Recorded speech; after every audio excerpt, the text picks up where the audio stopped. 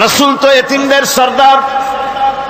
পৃথিবীর কোন এতিম যেন বলতে না পারে নবীজি আমার ব্যাপারে কি বলবেন, আমি তো এতিম মানুষ, আর তিনি আমার ব্যাপারে কিভাবে আমার দরদ বুঝবেন। নবীজিকে আল্লাহ পাক কেমন এতিম বানালেন, সমস্ত দুনিয়ার এতিমদের সর্দার বানালেন। মায়ের পেটে যখন তিনি ছিলেন, 6 মাসের সময় মায়ের পেটে থাকাকালীন বাপের এতিম হয়ে গেলেন। যখন প্রসব বেদনা শুরু হয়েছে মায়ের, দুনিয়ায় যখন তিনি আসবেন, হযরতে আমেনা ঘরের ভিতরে বসে তার অবস্থাটা কি, এই সন্তান পৃথিবীতে আসতে পরে যিনি সবচাইতে বেশি খুশি হবেন তিনি তো আজ দুনিয়ায় নাই। মনের ভিতরে কত কষ্ট। আল্লাহ রাব্বুল আলামিন তার হাবিবকে দুনিয়া আনলেন।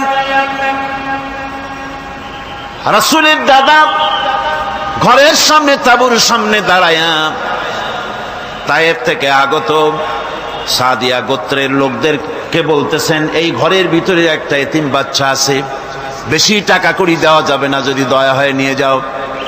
গরিব মানুষ, এতিম মানুষ দেখে শুনে কেউ আর নিতে চায় না। সবশেষে এলেন ভাগ্যবতী মেয়ে, ভাগ্যবতী মহিলা হযরতে হালিমাতুস সাদিয়া, তিনি এসেছেন। কোনো ছেলে পেলে পায় নাই, সকলের শেষে তিনি এসেছেন।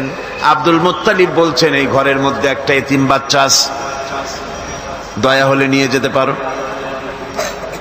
তিনি স্বামীর সঙ্গে পরামর্শ করলেন, এরপরে বললেন যদি দেখতে অন্তত ভালো হয়, মন যদি ভালো লাগে নিয়ে যাব, একেবারে খালি হাতে ফিরে যাওয়ার চাইতে তো ভালো। হযরতে হালিমা বলেন, আমি ঘরের মধ্যে প্রবেশ করলাম, মা আমেনার কোল থেকে শিশু মুহাম্মদ সাল্লাল্লাহু আলাইহি সাল্লামকে যখন আমি কোলে নিলাম, আমি হুজুরের চেহারার দিকে নজর করে দেখলাম, আমার কাছে মনে হলো যেন পূর্ণিমার চাঁদটা আমার কোলে ধরা দিয়েছে। রাসূল কি শিশু মুহাম্মদ সাল্লাল্লাহু আলাইহি সাল্লাম কি যখন নিয়ে বাড়ির দিকে রওনা হলাম, যে গাধা আমার সকলের পেছনে এসেছে সেই গাধা এখন সকলের আগে ছুটে চলে যায়।